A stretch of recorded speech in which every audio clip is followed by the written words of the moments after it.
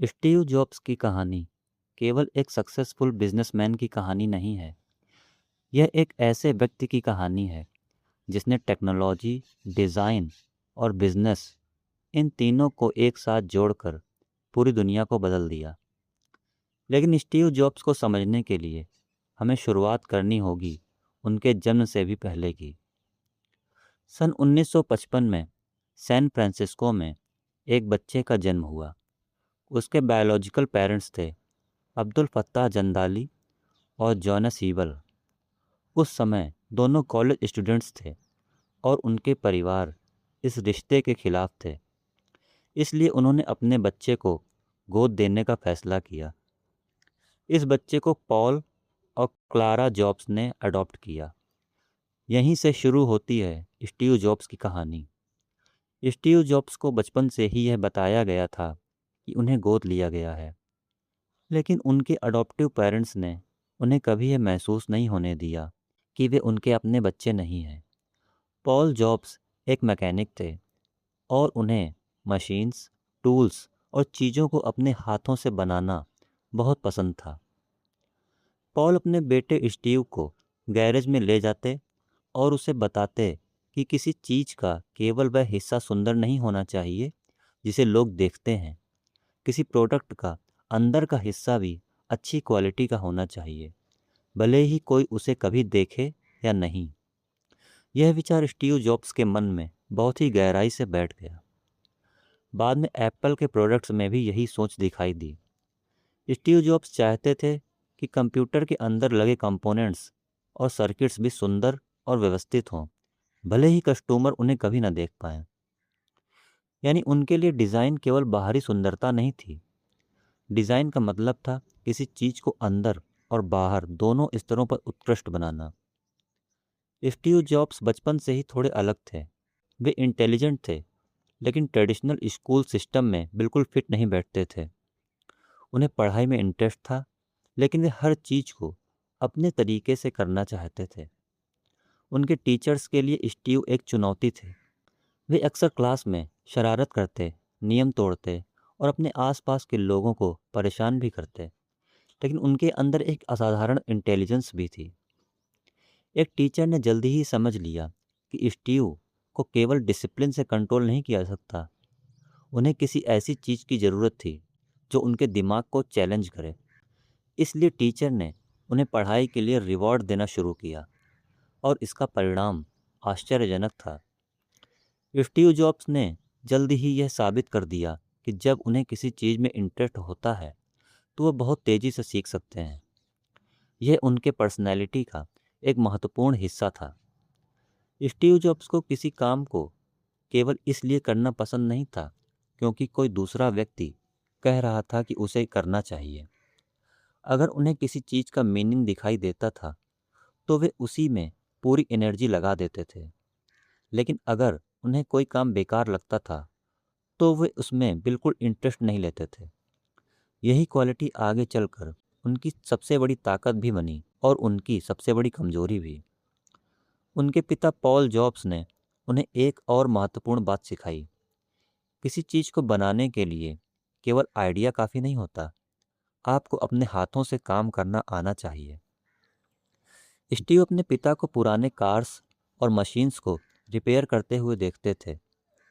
उनके पिता उन्हें बताते थे कि किसी काम को अच्छी तरह करने के लिए पेशेंस, प्रिसीजन और क्राफ्ट्समैनशिप जरूरी है। स्टीव जॉब्स ने जीवन भर इस बात पर विश्वास किया कि महान प्रोडक्ट्स बनाने के लिए केवल टेक्नोलॉजी काफ़ी नहीं है, उसमें आर्ट, डिज़ाइन और ह्यूमन इमोशंस भी शामिल होने चाहिए। जब स्टीव बड़े हो रहे थे तब अमेरिका में टेक्नोलॉजी तेज़ी से विकसित हो रही थी। कंप्यूटर्स अभी आम लोगों के घरों में नहीं थे। वे बहुत बड़े, महंगे, कॉम्प्लिकेटेड मशीन्स हुआ करते थे। लेकिन स्टीव जॉब्स ने जल्दी ही ये समझ लिया कि टेक्नोलॉजी केवल साइंटिस्ट्स और बड़े ऑर्गेनाइजेशंस तक सीमित नहीं रहनी चाहिए।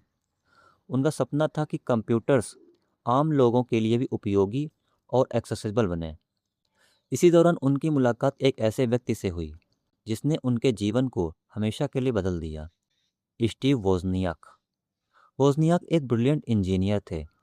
वे इलेक्ट्रॉनिक्स और सर्किट्स के बारे में असाधारण नॉलेज रखते थे। दूसरी ओर स्टीव जॉब्स में टेक्नोलॉजी को लोगों के सामने प्रस्तुत करने और उसे एक बड़े प्रोडक्ट में बदलने की एक्स्ट्रा ऑर्डिनरी एबिलिटी थी। दोनों एक दूसरे से बिल्कुल अलग थे। वोजनियाक को टेक्नोलॉजी बनाना पसंद था, जबकि जॉब्स को यह समझना पसंद था कि उस टेक्नोलॉजी को दुनिया कैसे इस्तेमाल करेगी। वोजनियाक एक इंजीनियर थे, जॉब्स विजनरी थे, और जब ये दोनों एक साथ आए तो एक ऐसी पार्टनरशिप बनी जिसने पर्सनल कंप्यूटर रिवॉल्यूशन की शुरुआत की। स्टीव जॉब्स और स्टीव वोजनियाक की फ्रेंडशिप केवल कंप्यूटर्स के कारण नहीं बनी थी। दोनों को टेक्नोलॉजी के साथ साथ मजाक, एक्सपेरिमेंटेशन और अनकन्वेंशनल आइडियाज़ भी पसंद थे। उस समय एक फिनोमिनन बहुत पॉपुलर था, फ़ोन फ्रीकिंग। कुछ लोग टेलीफोन सिस्टम की टेक्निकल वीकनेसेस का इस्तेमाल करके बिना पैसे दिए लॉन्ग डिस्टेंस कॉल्स कर लेते थे। स्टीव वोजनियक ने एक ऐसा डिवाइस बनाया जिसे ब्लू बॉक्स कहा जाता था। इससे टेलीफोन नेटवर्क के सिग्नल्स को मैनिपुलेट किया जा सकता था। स्टीव जॉब्स ने इस इन्वेंशन की कमर्शियल पोटेंशियल को तुरंत पहचान लिया। यहाँ हमें स्टीव जॉब्स की एक खास क्वालिटी दिखाई देती है। कई लोग कोई नई टेक्नोलॉजी देखकर कहते हैं यह इंटरेस्टिंग है, लेकिन स्टीव जॉब्स पूछते थे इससे हम क्या बना सकते हैं, इसे लोग कैसे इस्तेमाल करेंगे, क्या इससे कोई बिजनेस बनाया जा सकता है। उन्होंने और वोजनियाक ने ब्लू बॉक्स बनाकर बेचने का एक्सपेरिमेंट किया। इससे स्टीव जॉब्स ने पहली बार सीखा कि टेक्नोलॉजी और बिजनेस को कंबाइन करके कुछ बड़ा बनाया जा सकता है। लेकिन स्टीव जॉब्स का जीवन हमेशा स्मूथ नहीं था। उनका पर्सनैलिटी बहुत इंटेंस थी। वे लोगों से बहुत हाई एक्सपेक्टेशंस रखते थे। वे अपने आसपास के लोगों से एक्सीलेंस की मांग करते थे और अक्सर ब्लंट तरीके से अपनी बात कहते थे। कई बार वे किसी व्यक्ति को देखकर तुरंत कह देते थे कि वह ग्रेट है या टेरिबल। उनके लिए बीच की कोई स्थिति नहीं थी। या तो कोई व्यक्ति एक्स्ट्रा ऑर्डिनरी था या फिर वह उनके स्टैंडर्ड्स पर खरा नहीं उतरता था। यह ब्लैक एंड वाइट थिंकिंग आगे चलकर एप्पल में भी दिखाई दी। स्टीव जॉब्स का मानना था कि दुनिया में कुछ लोग सचमुच महान काम करने के लिए बने होते हैं और कुछ लोग केवल सामान्य काम करते हैं। उनका लक्ष्य हमेशा एक्स्ट्रा ऑर्डिनरी काम करना होता था, लेकिन इस एम्बिशन के पीछे एक गहरी इनसिक्योरिटी भी थी। स्टीव जॉब्स को अपने बायोलॉजिकल पेरेंट्स द्वारा एडॉप्शन के लिए दिए जाने की बात ने उनके मन पर गहरा प्रभाव डाला था। हालांकि उनके अडॉप्टिव पेरेंट्स ने उन्हें बहुत प्यार दिया, फिर भी स्टीव के मन में यह भावना कहीं ना कहीं मौजूद थी कि उन्हें रिजेक्ट किया गया था।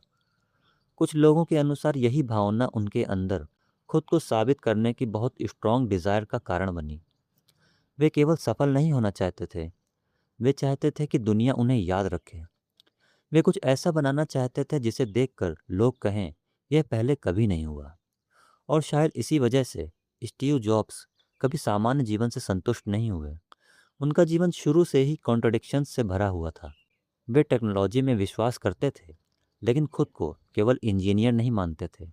वे बिजनेस बनाना चाहते थे, लेकिन ट्रेडिशनल बिजनेसमैन बनना उन्हें पसंद नहीं था। वे डिज़ाइन को बहुत महत्व देते थे, लेकिन कई बार लोगों के फीलिंग्स की परवाह नहीं करते थे। वे परफेक्शन चाहते थे, लेकिन उनके साथ काम करने वाले लोगों को अक्सर उनकी एक्सपेक्टेशंस बहुत कठोर लगती थीं। यही कंट्राडिक्शंस स्टीव जॉब्स को समझना कठिन बनाते हैं, लेकिन यही कंट्राडिक्शंस उन्हें एक्स्ट्रा ऑर्डिनरी भी बनाते हैं। अब तक स्टीव जॉब्स एक ऐसे युवा बन चुके थे जो टेक्नोलॉजी, क्रिएटिविटी और स्पिरिचुअलिटी इन तीनों की तलाश में था। कॉलेज में दाखिला लेने के बाद उन्होंने महसूस किया कि ट्रेडिशनल एजुकेशन उनके लिए नहीं है। उन्होंने कॉलेज छोड़ दिया, लेकिन पूरी तरह सीखना नहीं छोड़ा। वे उन क्लासेस में बैठते रहे जिनमें उनकी रुचि थी। इन्हीं में से एक क्लास थी कैलीग्राफी। उस समय किसी को नहीं पता था कि कैलीग्राफी का स्टीव जॉब्स के फ्यूचर पर कितना बड़ा प्रभाव पड़ेगा। उन्होंने फॉन्ट्स, स्पेसिंग और टाइपोग्राफी के बारे में सीखा। वर्षों बाद जब मैकिन्टोश कंप्यूटर बनाया जा रहा था, तो स्टीव जॉब्स ने उसमें अलग अलग ब्यूटीफुल फॉन्ट्स और टाइपोग्राफी को शामिल करने पर जोर दिया। यह उस समय कंप्यूटर्स की दुनिया में बिल्कुल अनयूजुअल बात थी। अधिकतर लोग कंप्यूटर को केवल एक मशीन मानते थे, स्टीव जॉब्स कंप्यूटर को एक एक्सपीरियंस बनाना चाहते थे और यही सोच आगे चलकर एप्पल की पहचान बनी। लेकिन एप्पल की कहानी शुरू होने से पहले स्टीव जॉब्स को अपने जीवन में कई एक्सपीरियंसेस से गुजरना था। इंडिया की यात्रा, स्पिरिचुअलिटी की खोज, एलएसडी का अनुभव और टेक्नोलॉजी की दुनिया में तेजी से बढ़ती उनकी एम्बिशन। इन सभी एक्सपीरियंसेस ने उनकी पर्सनैलिटी को शेप किया।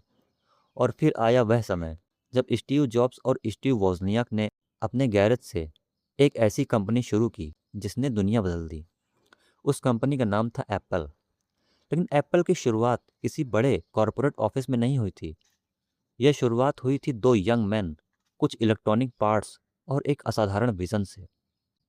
अब तक हमने देखा कि स्टीव जॉब्स का बचपन कैसा था, कैसे उनके अडॉप्टिव फादर पॉल जॉब्स ने उनमें क्राफ्ट्समैनशिप और क्वालिटी की भावना पैदा की, और कैसे स्टीव वोजनियाक के साथ उनकी फ्रेंडशिप ने टेक्नोलॉजी की दुनिया में एक नई शुरुआत की। अब कहानी पहुंचती है उस समय पर जब स्टीव जॉब्स और स्टीव वोजनियाक ने मिलकर एप्पल की शुरुआत की। सन 1970 के दशक में कंप्यूटर्स बहुत अलग हुआ करते थे। आज की तरह कंप्यूटर को घर में रखकर कोई भी व्यक्ति आसानी से इस्तेमाल नहीं कर सकता था। उस समय कंप्यूटर्स बड़े महंगे और बेहद कॉम्प्लिकेटेड मशीन्स होते थे। लेकिन स्टीव वोजनियाक का सपना था कि एक ऐसा कंप्यूटर बनाया जाए जिसे कोई ऑर्डिनरी व्यक्ति भी इस्तेमाल कर सके। वोजनियाक ने एक पर्सनल कंप्यूटर डिज़ाइन किया। उन्होंने इसे अपने हाथों से बनाया था। यह मशीन इतनी सरल और एलिगेंट थी कि इसे देखकर स्टीव जॉब्स को तुरंत समझ आ गया कि इसमें बहुत बड़ा पोटेंशियल है। वोजनियाक केवल टेक्नोलॉजी बनाना चाहते थे, लेकिन स्टीव जॉब्स ने कहा, हमें इसे लोगों तक पहुंचाना चाहिए। यहीं दोनों की पर्सनालिटीज़ का अंतर दिखाई देता है। वोजनियाक को इलेक्ट्रॉनिक्स और इंजीनियरिंग में खुशी मिलती थी। स्टीव जॉब्स को यह समझने में खुशी मिलती थी कि एक टेक्नोलॉजी को प्रोडक्ट में कैसे बदला जाए और उसे लोगों तक कैसे पहुंचाया जाए। स्टीव जॉब्स ने वोजनियाक को कन्विंस किया कि उन्हें इस कंप्यूटर को बनाकर बेचना चाहिए। इस तरह सन 1976 में एप्पल कंप्यूटर कंपनी की शुरुआत हुई। कहा जाता है कि एप्पल की स्टार्टिंग स्टीव जॉब्स के फैमिली गैरेज से हुई। हालांकि एप्पल की वास्तविक शुरुआत को केवल गैरेज स्टोरी तक सीमित करना सही नहीं होगा, लेकिन यह सच है कि शुरुआत बेहद छोटे स्तर पर हुई थी। स्टीव जॉब्स के पास बहुत अधिक पैसा नहीं था, इसलिए उन्होंने अपनी पुरानी वॉक्सवैगन बेच दी। वोजनियाक ने भी अपनी वैल्यूएबल कैलकुलेटर बेच दी। इन पैसों से उन्होंने कंप्यूटर बनाने के लिए पार्ट्स खरीदे। उनका पहला प्रोडक्ट था एप्पल वन। एप्पल वन आज के मॉडर्न कंप्यूटर जैसा बिल्कुल नहीं था। उसमें कीबोर्ड और मॉनिटर जैसी चीज़ें अलग से जोड़नी पड़ती थी। यह केवल एक सर्किट बोर्ड था, लेकिन उस समय यह एक रिवोल्यूशनरी आइडिया था। स्टीव जॉब्स ने पहला बड़ा ऑर्डर हासिल किया। एक लोकल कंप्यूटर स्टोर ने एप्पल वन के कई यूनिट्स खरीदने में इंटरेस्ट दिखाया। अब अचानक स्टीव जॉब्स और स्टीव वोजनियाक को समझ आया कि वे केवल एक हॉबी प्रोजेक्ट नहीं चला रहे थे, अब उनके सामने एक रियल बिजनेस था। लेकिन स्टीव जॉब्स की एम्बिशन एप्पल वन से कहीं बड़ी थी। उन्होंने महसूस किया अगर एप्पल को वास्तव में बड़ी कंपनी बनना है तो उन्हें एक ऐसा कंप्यूटर बनाना होगा जो केवल इंजीनियर्स के लिए नहीं बल्कि ऑर्डिनरी पीपल के लिए भी अट्रैक्टिव हो। यहीं से एप्पल टू का विचार सामने आया। एप्पल टू को डिज़ाइन करने में वोजनियाक की इंजीनियरिंग जीनियस का बहुत बड़ा योगदान था, लेकिन स्टीव जॉब्स ने इसके अपीयरेंस और यूज़र एक्सपीरियंस पर पूरा ध्यान दिया। उस समय कंप्यूटर्स अक्सर मेटल बॉक्सेस जैसे दिखते थे। स्टीव जॉब्स चाहते थे कि एप्पल टू वास्तव में सुंदर हो। उन्होंने कहा कि कंप्यूटर केवल एक ऐसी मशीन नहीं होनी चाहिए, वह एक प्रोडक्ट होना चाहिए जिसे लोग अपने घर में रखने पर प्राउड फील करें। इसलिए एप्पल टू को प्लास्टिक केसिंग दी गई। यह एक महत्वपूर्ण डिसीजन था। आज हमें यह सामान्य बात लगती है, लेकिन उस समय कंप्यूटर के डिज़ाइन पर इतना ध्यान देना अनकॉमन था। स्टीव जॉब्स ने यह समझ लिया था कि अगर टेक्नोलॉजी लोगों के लिए है तो उसे केवल पावरफुल नहीं बल्कि ब्यूटीफुल और इजी टू यूज़ भी होना चाहिए। एप्पल टू सन 1977 में लॉन्च हुआ। इस प्रोडक्ट ने एप्पल को एक छोटी कंपनी से एक तेजी से बढ़ती हुई बिजनेस में बदल दिया। एप्पल टू की सफलता के पीछे कई कारण थे। सबसे पहला था इसका डिज़ाइन, दूसरा इसका रिलेटिवली इजी यूज़र एक्सपीरियंस, और तीसरा था यह पहली बार था जब आम लोग पर्सनल कंप्यूटर को घर या ऑफिस में इस्तेमाल करने के बारे में सोचने लगे। एप्पल टू की सफलता ने स्टीव जॉब्स को एक महत्वपूर्ण लेसन सिखाया। वह लेसन था, एक अच्छा प्रोडक्ट केवल टेक्नोलॉजी से नहीं बनता, उसमें इंजीनियरिंग, डिज़ाइन, मार्केटिंग और यूज़र एक्सपीरियंस सभी का कॉम्बिनेशन होता है। स्टीव जॉब्स ने टेक्नोलॉजी को एक कंप्लीट एक्सपीरियंस के रूप में देखना शुरू कर दिया। लेकिन जैसे जैसे एप्पल तेज़ी से ग्रो कर रहा था, स्टीव जॉब्स को यह भी महसूस हुआ कि कंपनी को प्रोफेशनल मैनेजमेंट की ज़रूरत है।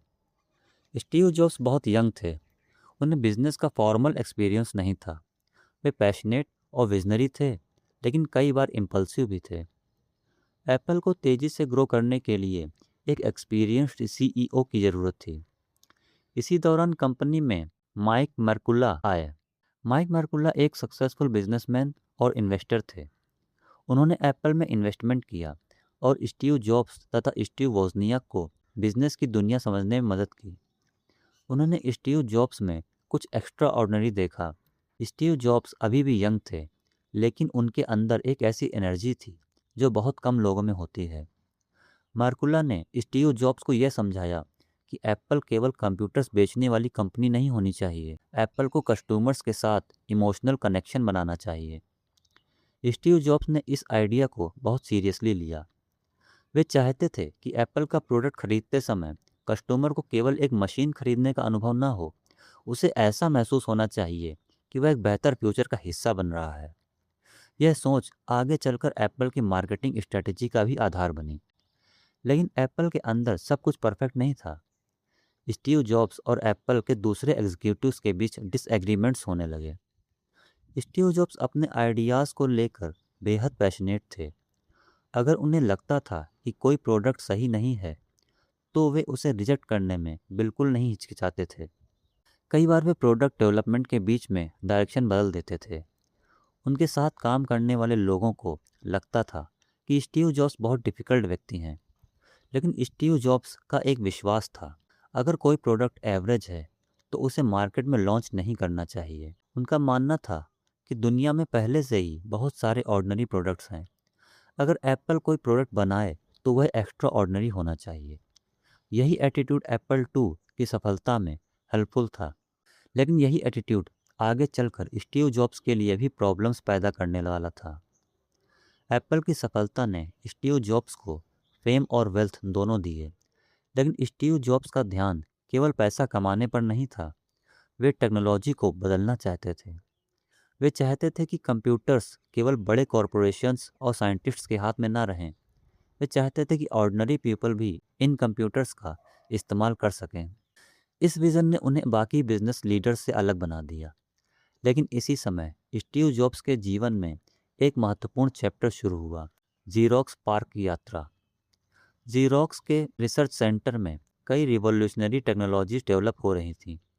इनमें एक टेक्नोलॉजी थी ग्राफिकल यूज़र इंटरफेस यानी GUI। इसके अलावा माउस और आइकन्स जैसी टेक्नोलॉजीज़ भी वहाँ डेवलप हो रही थीं। जब स्टीव जॉब्स ने इन टेक्नोलॉजीज़ को देखा तो वे चौंक गए। उन्हें तुरंत समझ आ गया कि फ्यूचर में कंप्यूटर्स को केवल टेक्स्ट और कमांड से ऑपरेट नहीं किया जाएगा। एक दिन कोई व्यक्ति कंप्यूटर की स्क्रीन पर आइकन्स को देखेगा, माउस से उन्हें सिलेक्ट करेगा और कंप्यूटर को मच मोर नेचुरली ऑपरेट करेगा। स्टीव जॉब्स ने इन आइडियाज़ की पोटेंशियल को तुरंत पहचान लिया। उन्होंने महसूस किया कि अगर एप्पल इन टेक्नोलॉजीज़ को एक सिंपल और ब्यूटीफुल प्रोडक्ट में बदल दे तो पर्सनल कंप्यूटिंग की दुनिया पूरी तरह से चेंज हो सकती है। यहाँ स्टीव जॉब्स की सबसे बड़ी स्ट्रेंथ दिखाई देती है।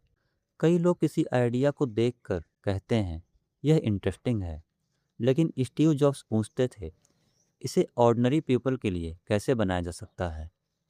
उन्होंने जीरोक्स से इंस्पायर्ड होकर एप्पल में ग्राफिकल इंटरफेस और माउस बेस्ड कंप्यूटिंग पर काम शुरू करवाया। लेकिन एप्पल की सक्सेस और स्टीव जॉब्स की इंक्रीजिंग एम्बिशन के साथ साथ कंपनी के अंदर पावर स्ट्रगल्स भी बढ़ने लगे। स्टीव जॉब्स अभी भी यंग थे, लेकिन वे चाहते थे कि एप्पल का फ्यूचर उनके विजन के अनुसार चले। दूसरी ओर कंपनी के कई एक्सपीरियंस्ड एग्जीक्यूटिव्स का मानना था कि बिजनेस डिसीजंस केवल विजन और पैशन से नहीं लिए जा सकते। इस कॉन्फ्लिक्ट ने धीरे धीरे स्टीव जॉब्स और एप्पल के मैनेजमेंट के बीच दूरी पैदा करनी शुरू कर दी। फिर स्टीव जॉब्स ने एक ऐसा प्रोजेक्ट शुरू किया जो उनके करियर को हमेशा के लिए बदलने वाला था। इस प्रोजेक्ट का नाम था मैसिंटोश। स्टीव जॉब्स चाहते थे कि मैसिंटोश कंप्यूटर इतना सिंपल और ब्यूटीफुल हो कि कोई भी व्यक्ति उसे आसानी से इस्तेमाल कर सके। लेकिन मैसिंटोश टीम के साथ काम करते हुए स्टीव जॉब्स का परफेक्शनिज्म और भी एक्सट्रीम हो गया। वे प्रोडक्ट के हर छोटे डिटेल पर ध्यान देते थे। कभी वे फॉन्ट्स को लेकर बहस करते, कभी कंप्यूटर के अंदर के कंपोनेंट्स को लेकर, कभी वो केसिंग के शेप को लेकर बहस करते। उनके लिए कोई भी डिटेल छोटी नहीं थी। स्टीव जॉब्स का मानना था कि एक ग्रेट प्रोडक्ट और एक ऑर्डिनरी प्रोडक्ट के बीच का डिफरेंस अक्सर छोटी छोटी डिटेल्स में छिपा होता है। लेकिन मैसिंटोश प्रोजेक्ट के दौरान उनके साथ काम करने वाले कई लोगों को लगा कि स्टीव जॉब्स का बिहेवियर बहुत डिमांडिंग और हार्श हो गया है। वे लोगों से एक्स्ट्रा ऑर्डिनरी परफॉर्मेंस की उम्मीद करते। वे अक्सर कहते थे कि अगर किसी व्यक्ति में टैलेंट है तो उसे अपनी पूरी क्षमता का इस्तेमाल करना चाहिए। स्टीव जॉब्स को गुड इनफ शब्द पसंद नहीं था। उनके लिए या तो कोई चीज़ ट्रूली ग्रेट थी या फिर उसे और बेहतर बनाया जा सकता था। मैकिन्टोश की डेवलपमेंट ने स्टीव जॉब्स को टेक्नोलॉजी और डिज़ाइन की दुनिया में एक नई पहचान दी। अब वह केवल एप्पल के को फाउंडर नहीं थे, वह एक ऐसे विजनरी बन रहे थे जो कंप्यूटर्स को पूरी तरह बदलना चाहते थे। लेकिन मैकिन्टोश के साथ स्टीव जॉब्स का रिलेशनशिप बहुत कॉम्प्लेक्स था। यह उनका ड्रीम प्रोजेक्ट था, लेकिन यही प्रोजेक्ट आगे चलकर एप्पल के अंदर उनके सबसे बड़े संघर्ष का कारण भी बनने वाला था। स्टीव जॉब्स को लगता था कि वह फ्यूचर बना रहे हैं, लेकिन कंपनी के कुछ लोगों को लगता था कि स्टीव जॉब्स बहुत डिफ़िकल्ट हैं, अनप्रेडिक्टेबल और इमेच्योर हैं। और अब एप्पल के अंदर एक बड़ा सवाल उठने वाला था।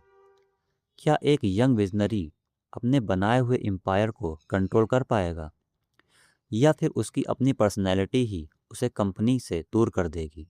दोस्तों, अब तक हमने देखा कि स्टीव जॉब्स और स्टीव वोजनियक ने एप्पल की शुरुआत कैसे की और एप्पल 2 की सफलता ने एप्पल को एक तेज़ी से बढ़ती हुई कंपनी में कैसे बदल दिया। इसके बाद स्टीव जॉब्स का पूरा ध्यान मैकिन्टोश प्रोजेक्ट पर था। स्टीव जॉब्स चाहते थे कि मैकिन्टोश एक ऐसा कंप्यूटर बने जिसे कोई भी व्यक्ति आसानी से इस्तेमाल कर सके।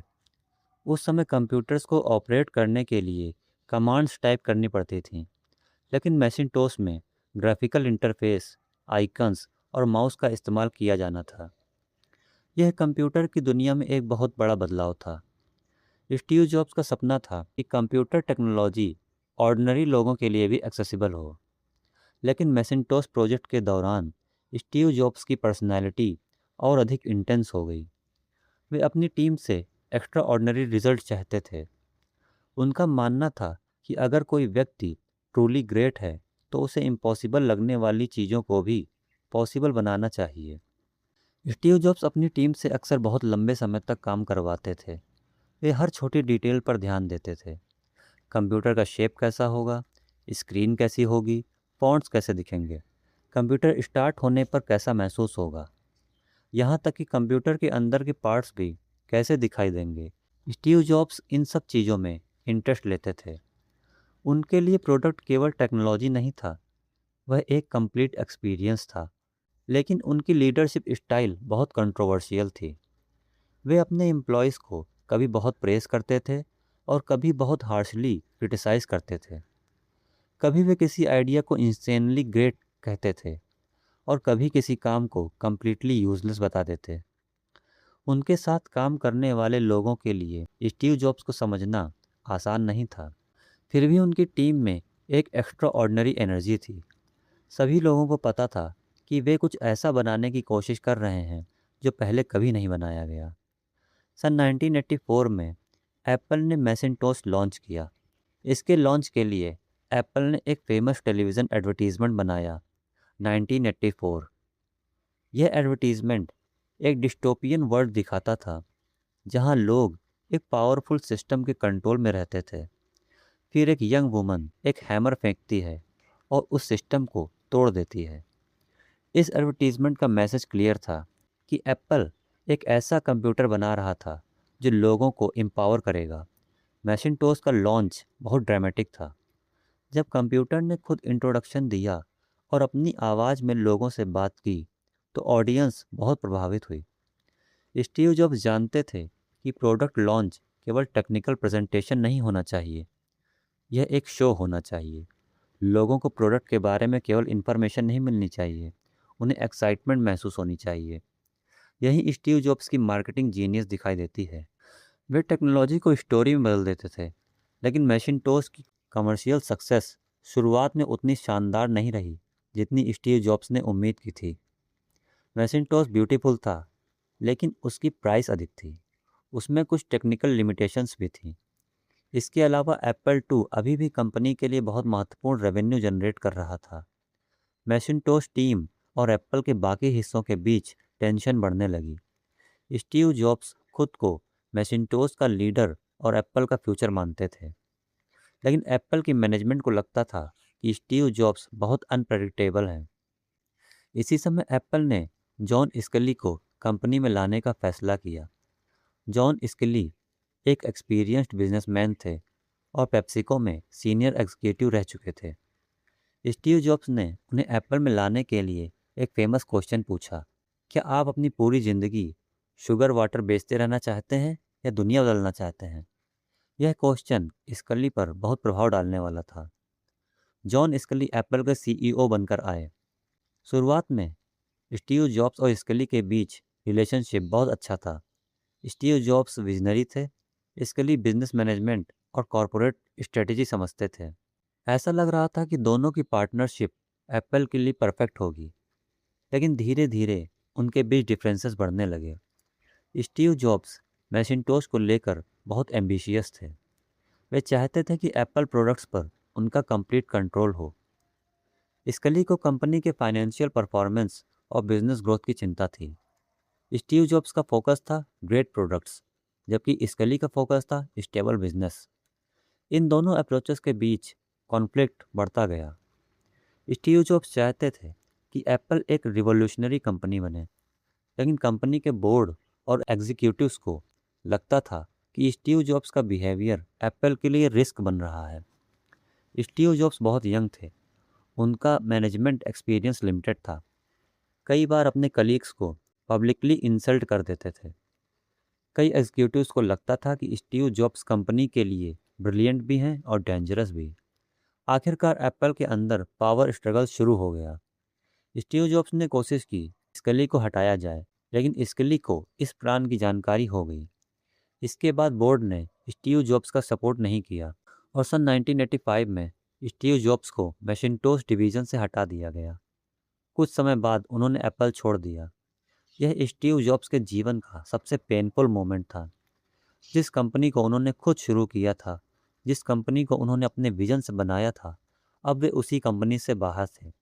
स्टीव जॉब्स केवल 30 वर्ष के थे। उन्होंने अपनी लाइफ का सबसे बड़ा प्रोजेक्ट खो दिया, लेकिन इस घटना ने उन्हें पूरी तरह समाप्त नहीं किया।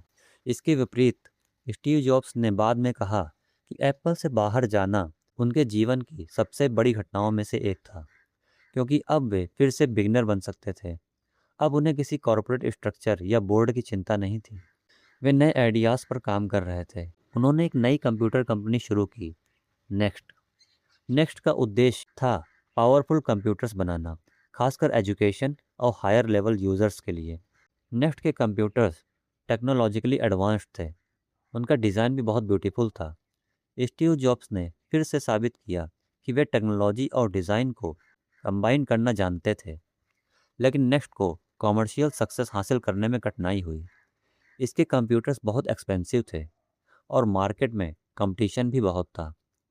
फिर भी नेक्स्ट का सबसे महत्वपूर्ण कंट्रीब्यूशन फ्यूचर में दिखाई देने वाला था। कई वर्षों बाद एप्पल ने नेक्स्ट को एक्वायर किया और नेक्स्ट का ऑपरेटिंग सिस्टम एप्पल के फ्यूचर प्रोडक्ट्स की फाउंडेशन बना। यानी स्टीव जॉब्स ने एप्पल छोड़ने के बाद जो टेक्नोलॉजी बनाई, वही एक दिन उन्हें एप्पल में वापस लाने वाली थी। लेकिन नेक्स्ट के अलावा स्टीव जॉब्स के जीवन में एक और एक्स्ट्रा ऑर्डिनरी चैप्टर शुरू हुआ, पिक्सार। जॉर्ज लूकस की कंपनी लूकस फिल्म में कंप्यूटर ग्राफिक्स डिवीज़न था। स्टीव जॉब्स ने इसी डिवीज़न को खरीद लिया। इस कंपनी का नाम बाद में पिक्सार पड़ा। शुरुआत में स्टीव जॉब्स का फोकस कंप्यूटर हार्डवेयर पर था, लेकिन पिक्सार के अंदर कुछ एक्स्ट्रा ऑर्डिनरी आर्टिस्ट्स और एनिमेटर्स काम कर रहे थे। इनमें जॉन लैसेटर भी शामिल थे। जॉन लैसेटर की विज़न थी कि कंप्यूटर एनिमेशन का इस्तेमाल करके फुल लेंथ एनिमेटेड मूवीज़ बनाई जा सकती हैं। यह आइडिया उस समय बहुत रिस्की था, लेकिन स्टीव जॉब्स ने पिक्सार में इन्वेस्टमेंट जारी रखा। धीरे धीरे पिक्सार ने शॉर्ट फिल्म्स बनाई। इन फिल्म्स ने लोगों का अटेंशन अट्रैक्ट किया। फिर पिक्सार ने डिज्नी के साथ पार्टनरशिप की और सन 1995 में एक ऐसी फिल्म आई जिसने एनिमेशन इंडस्ट्री को हमेशा के लिए चेंज कर दिया, टॉय स्टोरी। टॉय स्टोरी दुनिया की पहली पूरी तरह कंप्यूटर एनिमेटेड फीचर फिल्म थी। यह एक मैसिव सक्सेस बनी। पिक्सर अब एक मेजर इंटरटेनमेंट कंपनी बन चुकी थी। स्टीव जॉब्स, जो कुछ वर्षों पहले अपनी ही कंपनी एप्पल से बाहर कर दिए गए थे, अब पिक्सर के सक्सेसफुल ओनर और शेयर होल्डर थे। उनकी लाइफ एक बार फिर बदल रही थी, लेकिन एप्पल की स्थिति मीनवाइल खराब होती जा रही थी। कंपनी में कई प्रोडक्ट्स थे, लेकिन क्लियर डायरेक्शन नहीं थी। एप्पल माइक्रोसॉफ्ट और विंडोज़ बेस्ड कंप्यूटर से कंपटीशन में पीछे जा रहा था। कंपनी को एक स्ट्रॉन्ग लीडर की ज़रूरत थी, और धीरे धीरे सर्कमस्टेंसेस स्टीव जॉब्स को वापस एप्पल की ओर ले जाने लगे। सन 1996 में एप्पल ने नेक्स्ट को खरीद लिया। इस डील के साथ स्टीव जॉब्स एप्पल में वापस आ गए, लेकिन इस बार वे केवल एक फाउंडर के रूप में वापस नहीं आए थे। वे एक ऐसे व्यक्ति के रूप में वापस आए थे जिसने सक्सेस भी देखी थी और फेलियर भी। उन्होंने कंपनी से बाहर होकर सीखा था कि बिजनेस कैसे चलता है। उन्होंने नेक्स्ट में टेक्नोलॉजी डेवलप की थी। उन्होंने पिक्सार में क्रिएटिव बिजनेस को समझा था, और अब स्टीव जॉब्स एप्पल में लौट रहे थे। लेकिन एप्पल को बचाने के लिए उन्हें सबसे पहले एक कठोर निर्णय लेना था। एप्पल के पास बहुत सारे प्रोडक्ट्स थे। स्टीव जॉब्स ने प्रोडक्ट्स की लिस्ट देखी और पूछा, इनमें से कौन से प्रोडक्ट्स वास्तव में ज़रूरी हैं। फिर उन्होंने एक सिंपल 4 बॉक्स स्ट्रेटेजी बनाई। एक तरफ था कंज्यूमर और प्रोफेशनल मार्केट, दूसरी तरफ था डेस्कटॉप और पोर्टेबल कंप्यूटर। इस तरह एप्पल के पास केवल 4 मेन प्रोडक्ट कैटेगरीज रहनी थी। बाकी प्रोडक्ट्स को बंद कर दिया गया। यह डिसीजन बहुत कंट्रोवर्शियल था, लेकिन स्टीव जॉब्स का मानना था कि फोकस के बिना कोई कंपनी ग्रेट नहीं बन सकती। उन्होंने एप्पल को सिंप्लीफाई करना शुरू किया, और फिर उन्होंने एक ऐसा प्रोडक्ट बनाने की शुरुआत की जो एप्पल की पूरी आइडेंटिटी बदलने वाला था। इस प्रोडक्ट का नाम था आईमैक। आईमैक केवल कंप्यूटर नहीं था, यह एक डिज़ाइन स्टेटमेंट था। इसका अपीयरेंस ट्रेडिशनल कंप्यूटर से बिल्कुल अलग था। यह कलरफुल, फ्रेंडली और सिंपल था। स्टीव जॉब्स का मैसेज था, कंप्यूटर टेक्नोलॉजी कॉम्प्लिकेटेड हो सकती है, लेकिन उसका एक्सपीरियंस सिंपल होना चाहिए। आईमैक की सक्सेस ने एप्पल को फिर से अटेंशन दिलाई। एप्पल वापस आ रहा था, लेकिन स्टीव जॉब्स की सबसे बड़ी रिवॉल्यूशन अभी बाकी थी। आने वाले वर्षों में वे म्यूज़िक इंडस्ट्री को बदलने वाले थे, फिर मोबाइल फ़ोन्स की दुनिया को बदलने वाले थे, और अंत में एक ऐसी टेक्नोलॉजी क्रिएट करने वाले थे जिसने पूरी दुनिया के लोगों के कम्युनिकेशन और एंटरटेनमेंट के तरीके को बदल दिया। लेकिन यह सब शुरू होने वाला था एक छोटे से डिवाइस से, एक म्यूज़िक प्लेयर से। उसका नाम था आईपॉड। आगे हम देखेंगे कि स्टीव जॉब्स ने एप्पल को दुनिया की सबसे इन्फ्लुएंशियल कंपनीज में कैसे चेंज कर दिया। आईपॉड, आईफोन और आईपैड ने इंडस्ट्रीज को कैसे रिवॉल्यूशनाइज किया। स्टीव जॉब्स की बीमारी और उनके अंतिम वर्षों ने उनके जीवन को कैसे प्रभावित किया, और आखिर में उनकी पूरी लाइफ हमें क्या सिखाती है। दोस्तों, अब तक हमने देखा कि स्टीव जॉब्स को अपनी ही कंपनी एप्पल से बाहर होना पड़ा, लेकिन एप्पल से बाहर होने के बाद उन्होंने नेक्स्ट और पिक्सर के माध्यम से नए एक्सपीरियंसेस हासिल किए। फिर एप्पल ने नेक्स्ट को खरीद लिया और स्टीव जॉब्स वापस एप्पल में लौटे। लेकिन जब स्टीव जॉब्स वापस आए, तब एप्पल की स्थिति बहुत अच्छी नहीं थी। कंपनी के पास बहुत सारे प्रोडक्ट्स थे, अलग अलग टीम्स अलग अलग डायरेक्शंस में काम कर रही थीं। एप्पल का फोकस कमज़ोर हो चुका था, और माइक्रोसॉफ्ट विंडोज़ के मुकाबले उसकी पोजीशन कमज़ोर होती जा रही थी। स्टीव जॉब्स ने वापस आते ही सबसे पहले एप्पल को सिंप्लीफाई किया। उन्होंने कहा कि एप्पल को बहुत सारे प्रोडक्ट्स बनाने की ज़रूरत नहीं है, उसे केवल कुछ ऐसे प्रोडक्ट्स बनाने चाहिए जो ट्रूली ग्रेट हों। उन्होंने कंपनी के प्रोडक्ट्स को केवल 4 कैटेगरीज में डिवाइड किया: कंज्यूमर और प्रोफेशनल यूज़र्स के लिए डेस्कटॉप और पोर्टेबल कंप्यूटर्स। बाकी बहुत सारे प्रोजेक्ट बंद कर दिए गए। यह डिसीजन कठोर था और कई एम्प्लॉयज़ की जॉब्स चली गईं, लेकिन स्टीव जॉब्स का मानना था कि फोकस के बिना कोई भी कंपनी एक्स्ट्रा ऑर्डिनरी नहीं बन सकती। इसके बाद एप्पल ने एक नया कंप्यूटर बनाया, आईमैक। आईमैक का डिज़ाइन ट्रेडिशनल कंप्यूटर से बिल्कुल अलग था। यह सिंपल, अट्रैक्टिव और फ्रेंडली दिखाई देता था। उस समय कंप्यूटर्स अक्सर बोरिंग ग्रे बॉक्सेस जैसे दिखते थे, लेकिन आईमैक ने कंप्यूटर को एक अट्रैक्टिव कंज्यूमर प्रोडक्ट बना दिया। आईमैक की सक्सेस ने एप्पल को फिर से कॉन्फिडेंस दिया, लेकिन स्टीव जॉब्स केवल कंप्यूटर्स की दुनिया को बदलकर सेटिस्फाई नहीं थे। उनका मानना था कि एप्पल को केवल कंप्यूटर कंपनी नहीं होना चाहिए, वे टेक्नोलॉजी और इंटरटेनमेंट के बीच कनेक्शन देख रहे थे। उसी समय म्यूज़िक इंडस्ट्री में एक बड़ी समस्या थी। लोग डिजिटल म्यूज़िक फाइल्स डाउनलोड कर रहे थे, लेकिन म्यूज़िक प्लेयर्स कॉम्प्लिकेटेड थे और उनमें हज़ारों सॉन्ग्स को आसानी से मैनेज करना मुश्किल था। स्टीव जॉब्स ने इस अपॉर्चुनिटी को देखा। एप्पल ने आईपॉड बनाया। आईपॉड छोटा था, ब्यूटीफुल था और इसमें हज़ारों सॉन्ग्स रखे जा सकते थे। लेकिन आईपॉड की सबसे बड़ी सफलता केवल डिवाइस के कारण नहीं थी। एप्पल ने आईट्यून्स बनाया, जिससे म्यूज़िक खरीदना और मैनेज करना आसान हो गया। यह एक कम्प्लीटली इकोसिस्टम था। स्टीव जॉब्स समझते थे कि एक ग्रेट प्रोडक्ट अकेले पर्याप्त नहीं होता। हार्डवेयर, सॉफ्टवेयर और सर्विसेज, इन सभी को एक साथ काम करना चाहिए। आईपॉड की सक्सेस ने एप्पल को टेक्नोलॉजी कंपनी से एक मेजर कंज्यूमर ब्रांड में बदल दिया, लेकिन स्टीव जॉब्स की सबसे बड़ी रिवॉल्यूशन अभी आने वाली थी। सन 2007 में एप्पल ने आईफोन लॉन्च किया। स्टीव जॉब्स ने आईफोन को इंट्रोड्यूस करते हुए कहा कि एप्पल 3 रिवॉल्यूशनरी प्रोडक्ट्स इंट्रोड्यूस कर रहा है: एक वाइड स्क्रीन आईपॉड, एक रिवॉल्यूशनरी मोबाइल फ़ोन और एक इंटरनेट कम्युनिकेटर। फिर उन्होंने बताया कि ये 3 अलग अलग प्रोडक्ट्स नहीं हैं, ये एक ही डिवाइस है। यह मूवमेंट टेक्नोलॉजी हिस्ट्री के सबसे बड़े इंपॉर्टेंट मूवमेंट्स में से एक बन गया। उस समय मोबाइल फ़ोन्स में फिजिकल कीबोर्ड्स और स्मॉल स्क्रीन्स कॉमन थे। स्टीव जॉब्स ने टच स्क्रीन इंटरफेस को सेंटर में रखा।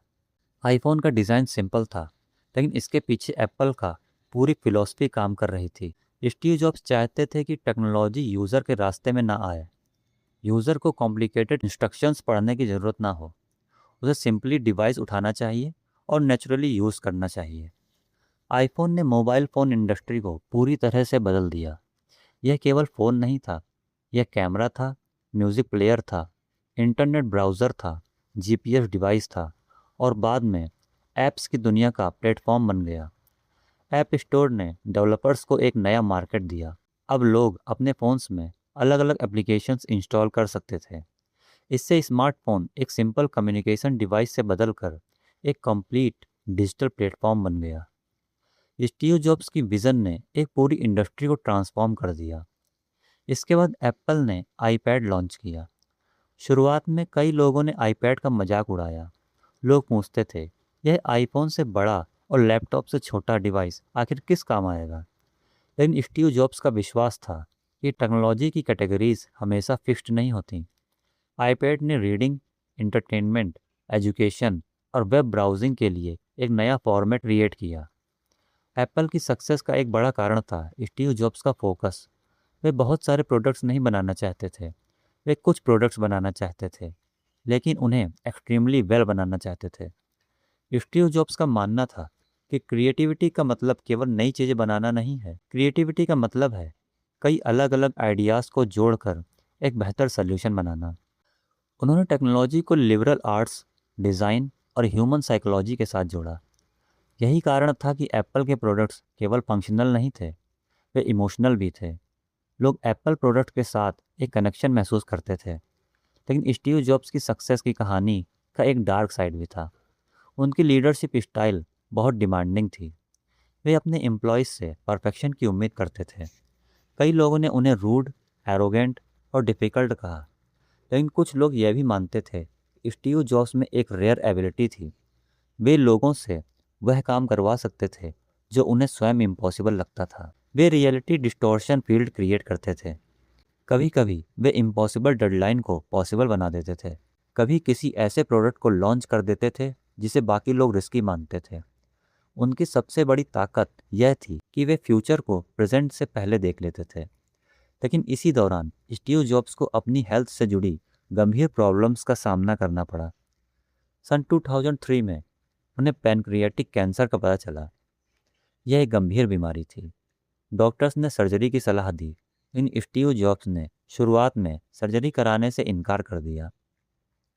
उन्होंने अल्टरनेटिव ट्रीटमेंट्स पर भरोसा किया। बाद में उन्होंने सर्जरी भी कराई, लेकिन उनकी हेल्थ प्रॉब्लम्स समय के साथ बढ़ती गई। उन्होंने एप्पल में काम जारी रखा।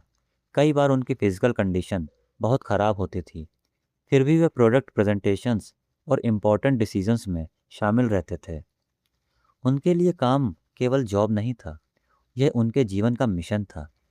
लेकिन बीमारी के कारण उन्हें धीरे धीरे एप्पल के सीईओ पद से दूर होना पड़ा। सन 2011 में स्टीव जॉब्स ने एप्पल के सीईओ पद से रिज़ाइन कर दिया। कुछ समय बाद 5 अक्टूबर 2011 को स्टीव जॉब्स का निधन हो गया। वे केवल 56 वर्ष के थे, लेकिन अपने 56 वर्षों में उन्होंने कई इंडस्ट्रीज़ को बदल दिया। उन्होंने पर्सनल कंप्यूटर को पॉपुलर बनाया। उन्होंने म्यूज़िक इंडस्ट्री को ट्रांसफॉर्म किया। उन्होंने मोबाइल फ़ोन को एक पावरफुल कंप्यूटर में बदल दिया। उन्होंने एनिमेशन इंडस्ट्री में पिक्सार के माध्यम से रिवॉल्यूशन लाई। और उन्होंने यह साबित किया कि टेक्नोलॉजी और डिज़ाइन को मिलाकर लोगों के जीवन को पूरी तरह बदला जा सकता है। स्टीव जॉब्स की लाइफ हमें कई इंपॉर्टेंट लेसन्स देती है। पहला लेसन है अपने काम में एक्सीलेंस की तलाश करना। स्टीव जॉब्स कभी गुड इनफ से संतुष्ट नहीं होते थे। दूसरा लेसन है फोकस। हर अपॉर्चुनिटी को एक्सेप्ट करना जरूरी नहीं है। कई बार सक्सेस इस बात पर डिपेंड करती है कि आप किन चीज़ों को नो कहते हैं। तीसरा लेसन डिफरेंट सोचने का करेज। जब सभी लोग एक ही डायरेक्शन में जा रहे हों तो अलग रास्ता चुनना रिस्की हो सकता है, लेकिन कई बार सबसे बड़ी अपॉर्चुनिटी वहीं होती है। चौथा लेसन है टेक्नोलॉजी को ह्यूमन एक्सपीरियंस से जोड़ना। स्टीव जॉब्स केवल पावरफुल प्रोडक्ट्स नहीं बनाना चाहते थे, वे ऐसे प्रोडक्ट्स बनाना चाहते थे जिन्हें लोग प्यार करें।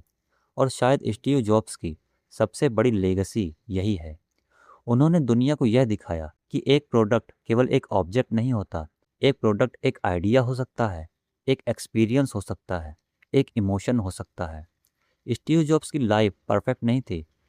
वे कई बार एरोगेंट थे, कई बार हार्श थे, उनसे मिस्टेक्स हुई। उन्होंने अपने परिवार और कलीग्स के साथ कई कठिन रिलेशनशिप्स का सामना भी किया, लेकिन उनके जीवन की कॉम्प्लेक्सिटी ही उन्हें इंटरेस्टिंग बनाती है। स्टीव जॉब्स एक परफेक्ट इंसान नहीं थे, लेकिन उन्होंने परफेक्शन की तलाश जरूर की, और शायद यही उनकी पूरी कहानी का सबसे बड़ा मैसेज है। आपको परफेक्ट होने की ज़रूरत नहीं है, लेकिन अगर आपके पास कोई विज़न है तो उसे परस्यू करने का करेज होना चाहिए। क्योंकि कभी कभी दुनिया को बदलने के लिए केवल एक व्यक्ति, एक आइडिया और उसे सच करने की एक्स्ट्रा ऑर्डिनरी डिटर्मिनेशन ही काफ़ी होती है। स्टीव जॉब्स ने अपनी बायोग्राफी के अंत में जीवन और मृत्यु के बारे में एक महत्वपूर्ण विचार व्यक्त किया था। उनका मानना था कि मृत्यु जीवन का सबसे बड़ा परिवर्तन है, क्योंकि मृत्यु सभी पुराने रास्तों को हटा देती है और हमें याद दिलाती है कि हमारे पास समय सीमित है, लिमिटेड टाइम है। इसीलिए हमें अपनी लाइफ दूसरों की एक्सपेक्टेशंस के अनुसार नहीं जीनी चाहिए। हमें यह समझने की कोशिश करनी चाहिए कि हम वास्तव में क्या करना चाहते हैं। स्टीव जॉब्स की पूरी जर्नी एक अडॉप्टेड चाइल्ड से लेकर एप्पल के को फाउंडर तक, एप्पल से बाहर किए गए व्यक्ति से लेकर पिक्सर के क्रिएटर तक, और फिर एप्पल को दुनिया की सबसे इन्फ्लुएंशियल कंपनीज में बदलने वाले लीडर तक एक एक्स्ट्रा ऑर्डिनरी जर्नी थी। उनकी कहानी हमें यह सिखाती है कि फेलियर हमेशा अंत नहीं होता। कभी कभी फेल्योर आपको उस दिशा में ले जाता है जहां से आप पहले से भी अधिक पावरफुल होकर वापस लौट सकते हैं। और शायद यही स्टीव जॉब्स की सबसे बड़ी कहानी है। उन्होंने केवल कंप्यूटर्स, फोन्स या डिजिटल प्रोडक्ट्स नहीं बनाए, उन्होंने लोगों के टेक्नोलॉजी को देखने का तरीका बदल दिया। उन्होंने साबित किया कि टेक्नोलॉजी फंक्शनल होने के साथ साथ ब्यूटीफुल भी हो सकती है। और सबसे इम्पॉर्टेंट बात, उन्होंने लाखों लोगों को यह विश्वास दिलाया कि फ्यूचर केवल इंतजार करने की चीज़ नहीं है, फ्यूचर को बनाया भी जा सकता है। तो दोस्तों, आपको यह बुक समरी कैसी लगी और अगली कौन सी बुक की समरी आप सुनना चाहते हैं, ये हमें कमेंट सेक्शन में बता सकते हैं। आप सुन रहे थे आपका अपना YouTube channel let's read let's thrive. धन्यवाद।